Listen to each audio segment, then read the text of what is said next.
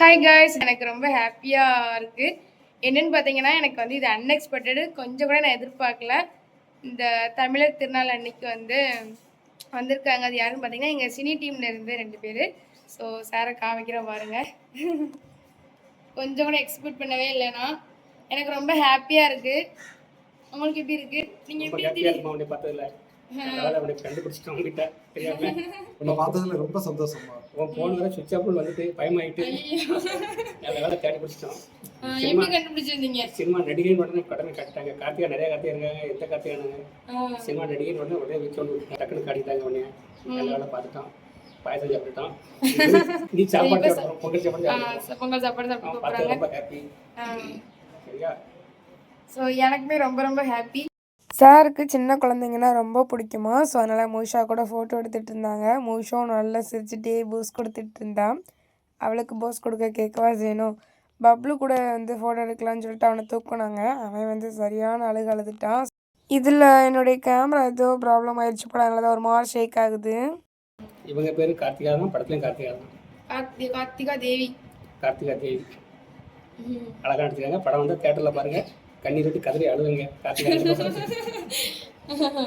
சரி, ஓகே. எல்லாருமே எதிர்பார்த்துட்டு தான் இருக்காங்க. அது என்னோட ஃப்ரெண்ட்ஸ் ரொம்பவே ஈகராக வெயிட் பண்ணிட்டு இருக்காங்க. ஓகே, பார்ப்போம்.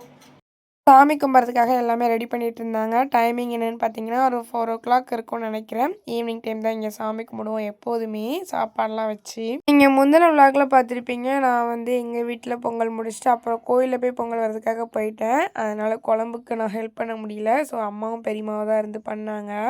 பொங்கல் டைம் மட்டும் எப்போதுமே சாப்பாடு பண்ணி முடித்து சாப்பிட்றதுக்கு ஈவினிங் டைம் ஆயிரும். நம்ம பொங்கல் வச்ச வெண்பொங்கல், அப்புறம் நார்மலாக ரைஸ் பொங்குமே அந்த ரைஸு, அப்புறம் குழம்பு, பாயாசம் இந்த மாதிரி எல்லாமே ரெடி பண்ணி சாமிக்கு வச்சுட்டு அப்புறம் நாங்கள் எல்லாருமே சாமி கும்பிட்டு முடிச்சுட்டு அந்த இலையிலேயே நாங்கள் சாப்பிட்ருவோம். பொதுவாக கிராமத்தில் இப்படி தான் நடக்கும். ஒரு சிலவங்க ஆஃப்டர்நூன் முடிக்கிறவங்களும் இருக்கிறாங்க. ஒவ்வொருத்தவங்க ஒரு மாதிரி பண்ணுவாங்க போல். பட் நாங்கள் ரெகுலராக எல்லா யாருமே இப்படி தான் பண்ணுவோம்.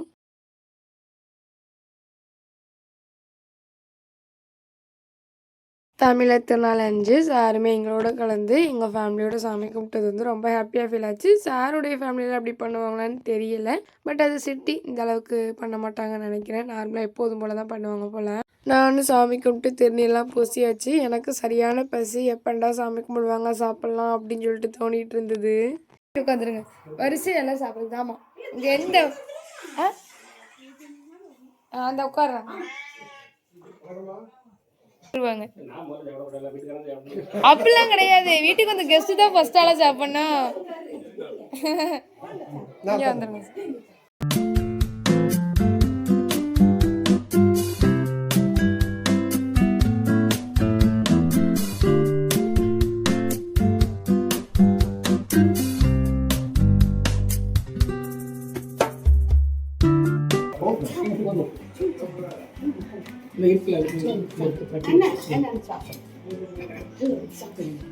சொல்லுங்க இப்ப சொல்லுங்க எப்படி இருக்கு. குழம்பு அதுல நிறைய காய் கிடக்கு. அந்த கிழங்குல நீங்க தேடி பார்த்தாலும் கிடைக்காது. எல்லா காயும் போட்டு 1 இயருக்கு தேவையான எனர்ஜி இப்பவே ஏற்றி வச்சுக்கோங்க. எல்லா காயும் போட்டுக்கோங்க. சரி, ஓகே. எப்படி இருக்கு சாப்பாடு? சூப்பரா இருக்கு. சாப்பாடு கேக்கனால தான் சொல்றீங்களா? இல்ல நல்லா வயிறு சாப்பிட்டு வந்துட்டோம். ஓகே, இருந்தாலும் சாப்பிட்டு கடைக்கு இவ்வளவு தெரியுங்க. எப்படி சாப்பிடணும்னு தெரியல. சாப்பிட்டு தான் ஆகணும். டேஸ்டா இருக்கா? எப்படி சாப்பிட? டேஸ்டா இருந்தா சாப்பிடலாமே. டேஸ்ட் இல்லைன்னா தான் கம்பல் பண்ணி சாப்பிட முடியாது. நல்லா இருக்கும் சாப்பாடு. நல்லா சாரெல்லாம் சாப்பிட்டு முடிச்சதுக்கு அப்புறமா நான் சாப்பிட்றதுக்கு வந்துட்டேன். ஆல்ரெடி நான் சரியான பசியில் தான் இருந்தேன். பொங்கல் குழம்பு அப்படின்னாலே ரொம்ப ஸ்பெஷல். நாங்கள் மற்ற டைமில் இந்த மாதிரி ட்ரை பண்ண இந்த மாதிரி டேஸ்ட்டில் வராது. ஒரு சிலவங்க அவியல் பொரியல் இந்த மாதிரிலாம் வச்சுட்டு அப்புறம் எல்லாத்தையும் ஒன்றா போட்டு சூடு பண்ணுவாங்க நைட்டு. நாங்கள் அப்படி பண்ண மாட்டோம். நாங்கள் இதுக்கு மசாலா திரிச்சு எல்லா காய்கறியும் போட்டு பண்ணுவாங்க. வேறு லெவலில் இருக்கும் டேஸ்ட்டு. இந்த குழம்பு கிட்டத்தட்ட நாங்கள் ஒரு 4 days கிட்ட வச்சு சாப்பிடுவோம். அவ்வளோ டேஸ்ட்டாக இருக்கும். நாங்கள் எங்கே போயிட்டுருக்கோம்? சொல்லுங்க, எங்க போறோம்? எங்கே போயிட்டுருக்கோம்னா எங்கள் தோட்டத்தை சுற்றி பார்க்க போயிட்டுருக்கோம். சார் ஆமாம் தெரியாமல் போய்கிட்டு இருக்கேன். சாப்பாடு நல்லா இருந்துச்சு. செமிக்கைக்காண்டி வாக்கிங் போய்கிட்டு இருக்கோம். அது போக விளாக்ல என்னுடைய வீடியோஸ்லாம் பார்த்தீங்கல்ல.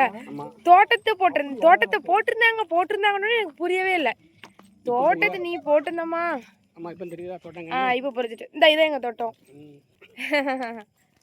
இங்கே இல்லை, அங்கே கொஞ்சம் தள்ளி. இங்கே மோஸ்ட்லி வரமாட்டேன், எப்போவாச்சும். சரி சரி. இடத்தை சுற்றி பார்க்க வந்திருக்கோம். என்ன சார்?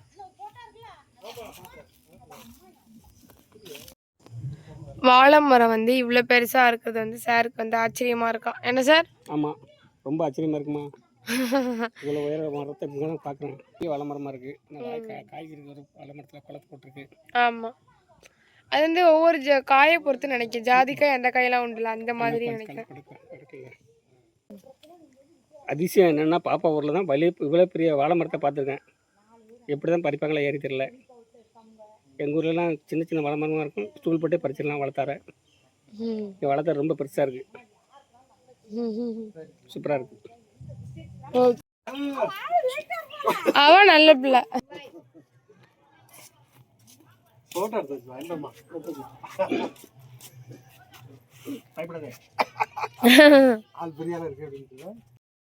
அவ்வளோதான், சார் தோட்டத்தெல்லாம் சுற்றி பார்த்துட்டு வீட்டுக்கு கிளம்பிட்டாங்க. ஏன்னா அவங்களுக்கும் டைம் ஆயிடுச்சு, 6:30 கிட்ட ஆயிடுச்சு. ஓகே, பாய். ஓகே காய்ஸ், விளாக் ஃபுல்லாக பார்த்துருப்பீங்கன்னு நினைக்கிறேன். ஸோ இந்த டே வந்து ரொம்ப சூப்பராக போச்சு. சர்ப்ரைஸாகவும் இருந்தது, அன்எக்ஸ்பெக்டடாகவும் இருந்தது. அது போக வந்து டயர்டான டே, பிஸியான டேவாகவும் இருந்தது. ஏன்னு பார்த்தீங்கன்னா அவ்வளோ ஒர்க்கெல்லாம் நான் பார்க்கல, சரியாக தூக்கம்ல, அவ்வளோதான். இதுக்கு முந்தின விளாகில் நான் சொல்லியிருப்பேன், 1.5 hours கேப் இருந்தது, அதில் தூங்கினது தான் இப்போ வரைக்குமே வந்து டயர்டு. பொங்கல் டே வந்து இன்றைக்கி ரொம்ப சூப்பராக போச்சு. நான் வந்து என்ன நினச்சேன்னா, கரும்பெல்லாம் வச்சு நிறைய போஸஸ் ஃபோட்டோஸ்லாம் எடுக்கணும்னு நினச்சேன். பட் வந்து எதுவுமே முடியலை.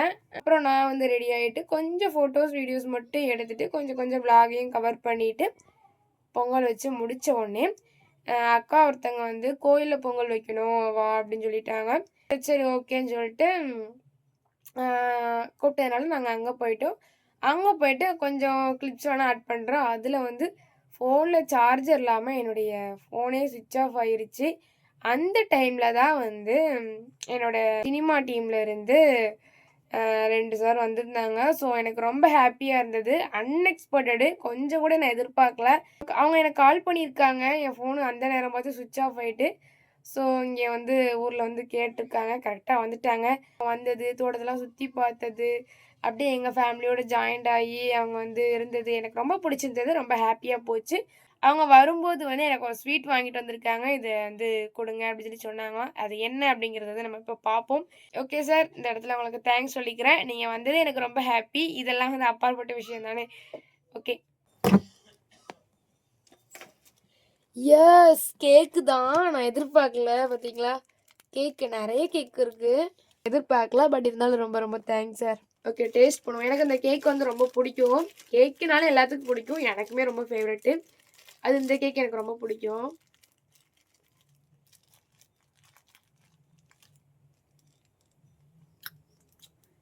ஓகே, சூப்பராக இருக்குது. ஸோ 2 பேருக்குமே ரொம்ப தேங்க்ஸ். இவ்வளோ லாங்கில் இருந்து இந்த தமிழர் திருநாள் டேயில் வந்து நீங்கள் வந்து என்னை சர்ப்ரைஸ் பண்ணது வந்து ரொம்ப ஹாப்பி. ஸோ எதுவுமே நான் எதிர்பார்க்கல, எனக்கே வந்து சர்ப்ரைஸ் கொடுத்துட்டீங்க. Okay, thank you so much. என்ன சொல்கிறதுன்னு தெரியல. பொங்கல் முடிஞ்சுதான் இது போஸ்ட் ஆகும். ஓகே, இதோட விளாகை முடிச்சுக்கலாம்னு நினைக்கிறேன். நம்ம சேனலை இப்போ தான் ஃபஸ்ட் டைம் பார்க்குறீங்கன்னா மறக்காம சேனலை சப்ஸ்கிரைப் பண்ணி வச்சுக்கோங்க, பெல் ஐக்கானை கிளிக் பண்ணிக்கோங்க. அப்போ தான் நான் போகிற ஒவ்வொரு வீடியோ உங்களுக்கு நோட்டிஃபிகேஷன் வந்து சேரும். நிறைய பேர் வந்து சப்ஸ்கிரைப் பண்ணால் பார்த்துட்ருக்கீங்க. நெக்ஸ்ட்டு கண்டிப்பாக கொஷின் ஆன்சர் விளாக் நான் போடுறேன். நிறைய பேர் நிறைய கொஷின் கேட்டுட்ருக்கீங்க, கண்டிப்பாக நான் அப்லோட் பண்ணுறேன். Okay, tata, bye bye.